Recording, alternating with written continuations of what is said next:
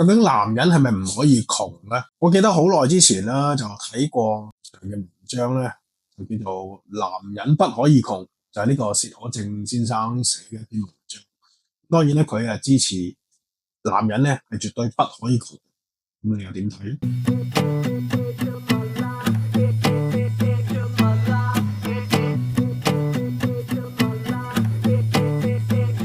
大家好啊！咁啊，中南講你聽我講嘅時間啦。咁啊，今日咧想講呢個題咧就叫做男人不可以窮嘅。咁當然啦，薛可正先生咧就已經俾出咗答案啦，就話男人咧係絕對唔可以窮嘅。喺個兩性關係啦，包括同埋喺個人上面啦，咁其實男人咧都唔應該窮。咁但係咧呢個世界咧窮嘅人咧就佔大多數嘅。咁究竟我哋可唔可以窮咧？在於幾點裏面去睇啦。如果我單純以兩性關係去睇嘅話咧，其實如果呢個男人貧窮咧，其實對兩性關係咧嘅影響咧係相對上咧都係好大嘅。無論你話你究竟話啊，我依家係追緊女仔，未有女朋友，未有伴侶，定係話我已經有老婆，結咗婚好多年，但係男人窮對整個兩性關係個影響都係相對上係大嘅。咁啊，曾經何時咧，有套影片咧就話揾到一個願意同我嘅女人就好幸福啦，好好啦。但係其實我都幾反對呢一個心態，男人有呢個心態咧唔好嘅。咁後面會同大家講翻點解呢個心態會唔好啦。我哋翻嚟男人不可以窮上面，咁啊，男人不可以窮呢個字係講緊咩咧？咁一定係講緊同經濟啊、錢係有相關㗎啦。咁但係我可以咁講啦，其實嗰個窮字唔係淨係單指於錢同埋經濟嘅。咁當然錢同經濟係一個相對上大嘅一個 factor 啦。對於現實層面嚟講，其實一個女人點樣睇一個男人，對一個男人嗰個評價，有好大部分嚟講就係講呢個男人究竟提供到啲乜嘢價值俾佢。咁大程度上咧，其實我哋就係講緊經濟啦，俾到咩地方俾佢住啊，同埋俾到幾多錢佢使啊，同埋佢嘅細路仔啊，第時同你有細路仔之後，究竟你提供啲咩教育俾佢啊，提供啲咩生活俾佢啊？咁我記得喺國內咧曾經都有一個好盛行嘅一篇文啊，就話喂，如果一個老公連星巴克自由都俾唔到你，咁啊，即係呢個老公要唔過啦。咁當然啦，喺香港呢個匪夷所思啦。咁其實星巴克自由唔容易㗎，因為其實你每日諗上2杯嘅話咧，都要100蚊㗎啦。咁而家成個月咧，其實都幾犀利嘅。即係如果講星巴克自由喎，咁即係我就係隨便點樣飲都得，即係其實係講緊一個生活嘅態度啦。咁當然一個男人喺一段關係裏面，佢究竟提供到幾多經濟價值，到今天嚟講依然係好多女士好着重嘅其中一個 point。咁呢個好現實嘅層面嘅。咁頭先所講到啦，其實講緊個窮字唔係單純粹講緊經濟嘅利益嘅。咁我哋亦都可以將個窮咧講緊係你一啲知識嘅匱乏啊，力量嘅匱乏啊，你一啲實力嘅匱乏啊，咁樣我話你作為一個男人，性能力唔得喎，係嘛？你嘅情緒能力唔得喎，你成日發脾氣喎，咁呢樣都係窮嘅表現嚟嘅。咁你嘅規劃能力唔得，都係一個非常典型嘅窮一個表現啊。咁啊，啲女人啦，成日都話，同一個男朋友去一次日本，就可以睇到呢個男人究竟有幾窮啊。講緊嗰個窮咧，除咗錢之外咧，亦都係講緊嗰個規劃能力啦，即係點樣指引個女仔點樣去啊，點樣帶領，點樣 lead 呢一件事 ，lead 一個女仔喺一個陌生嘅環境度要處理好多嘅事。咁個男人究竟有幾大嘅能力咧？因為呢個能力咧，其實同個揾錢嘅能力咧係有相輔相成嘅一個掛鈎嘅。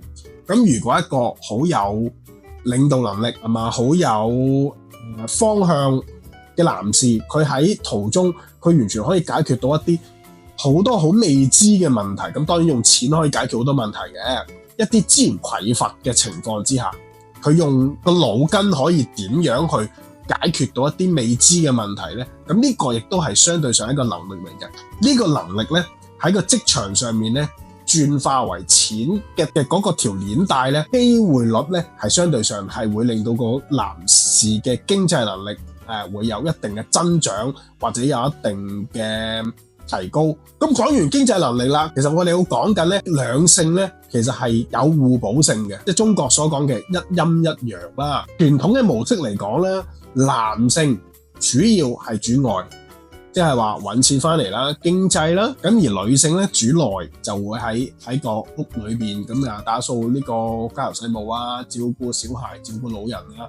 通常傳統模式咧都係咁樣嘅，互補情況之下，我哋會見到咁樣係一個非常好嘅良性一個互動啦。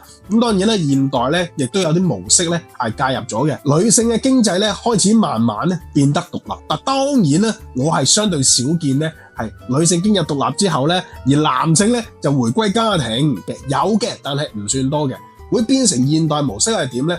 佢係會超脫咗傳統模式嘅，即係話男性同女性都係一齊主外，而主內咧就轉交咗俾啲 outsource， 我哋就話轉交咗俾啲勞工姐姐啊，可能係啲長老，而兩個人咧就好似一個戰友咁啊，喺外邊咧就一齊拼事業啊，一齊做一個互相扶持嘅一個戰略夥伴。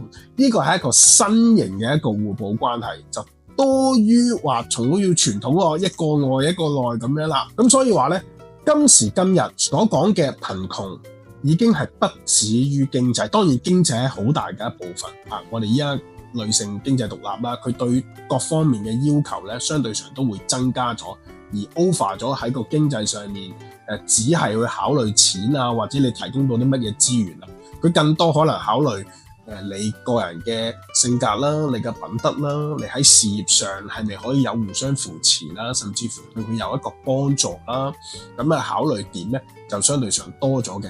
而另外一樣嘢咧，就係當男人喺個貧窮同匱乏嘅狀態之下咧，佢哋通常咧就會有一啲消極啲嘅表現。咁呢啲消極表現咧，正正就係會傷害到兩性相處嘅一啲感情。咁當然啦，喂，人窮一定志短啦，可能伴侶咧喺外邊啊，見到一啲比較啊，翻到嚟啊，俾說話佢聽啊，會形成男士一啲自卑啊各方面。咁而貧窮咧，亦都會變成一啲控制欲啊，一啲逃避責任啊咁嘅情況啦。嗱，我好記得啦，前排咧我係睇咗一段短片啦，咁啊一位富家公子啦，開名啦，富家公子佢講一句說話，我好認同嘅。佢話：喂，啲女人啊，你唔使驚噶，真係即係當你係有實力，當你有錢嘅時候，你自然吸引到佢噶，你唔使擔心佢會走咗去噶。因為點解啊？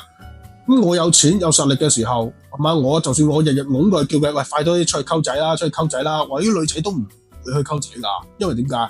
因為佢啲溝仔我掟咗佢噶嘛，係嘛？所以完全唔驚。嗱，你會 get 到一啲嘢嘅，即係當一個男士佢好富足啊，佢唔貧瘠嘅時候，其實佢好有自信，佢有一個自信，佢唔會驚呢個女士轉個頭就走咗去，因為其實一個貧窮嘅男士其實好空虛，其實佢會轉化咗自卑變自大啦，咁啊亦都會有一啲好強烈嘅控制欲啊，唔可以喺佢眼皮底下，驚一走甩咧，佢係同第二個男人可能私私竊語，因為自己好內心好虛，咁所以呢一樣嘢咧就係所謂男人當你一窮嘅時候咧，你就會出現呢啲咁嘅最大嘅問題。